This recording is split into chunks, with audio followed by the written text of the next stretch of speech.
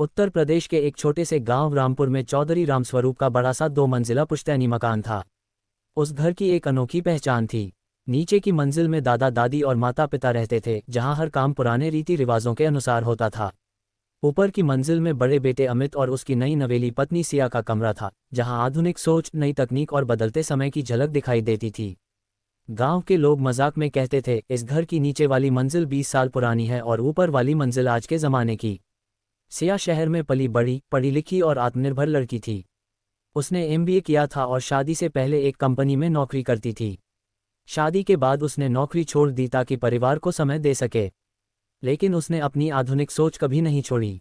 दूसरी ओर उसकी सास सावित्री देवी का मानना था कि अच्छी बहू वही होती है जो सुबह 4 बजे उठे, घूंघट निकाले, बिना कुछ बोले पूरे घर का काम करे और हर बड़े की बात बिना सवाल किए माने। शादी के दूसरे ही दिन सुबह 4 बजे सावित्री देवी ने दरवाज़ा खटखटाया।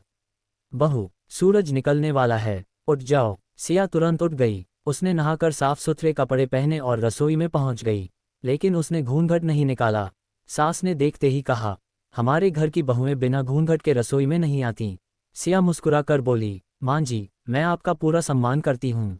जब गांव के बड़े बुजुर्ग आएंगे तब मैं सिर जरूर ढकूंगी, लेकिन पूरे दिन घूंघट में रहने से काम करने में दिक्कत होती है। सावित्री देवी को ये बात बिल्कुल पसंद नहीं आई। दिन बीतते गए, हर छोटी बात पर दोनों की सोच टकराने लगी।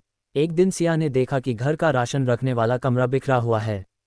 उसने इंटरनेट से कुछ आसान तरीके सीखे और सारे डिब्बों पर नाम लिखकर व्यवस्थित कर दिया।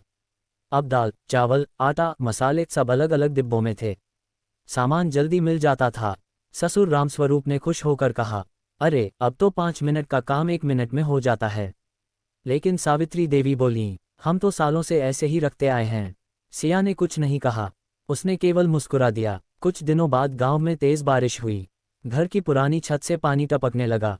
नीचे वाले हिस्से में सब परेशान हो गए। सिया ने तुरंत अपने मोबाइल से एक स्थानीय मिस्त्री को बुलाया।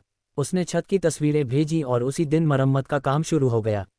रामस्वरूप जी ने आश्चर्य से पूछा, इतनी जल्दी कैसे? सिया बोली, आजकल मोबाइल से सब काम हो जाता है बाबूजी।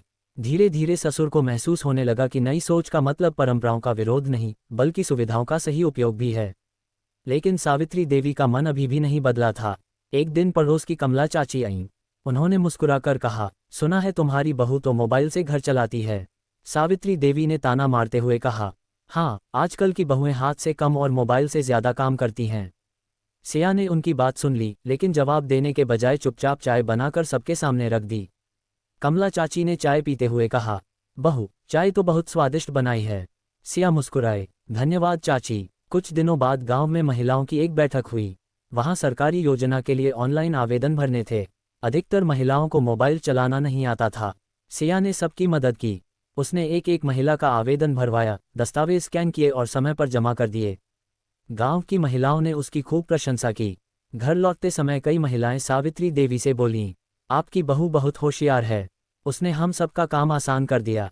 पहली बार सावित्री देवी के चेहरे पर हल्की सी मुस्कान आई, लेकिन उन्होंने कुछ कहा नहीं। उधर अमित यह सब देखकर खुश था।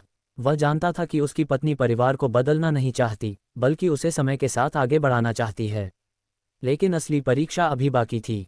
कुछ ही दिनों बाद चौधरी परिवार पर ऐसी मुसीबत आने वाली थी जो पूरे घर की सोच बदलने वाली थी। उस दिन नीचे की पुरानी सोच और ऊपर की नई सोच आमने सामने खड़ी होने वाली थी।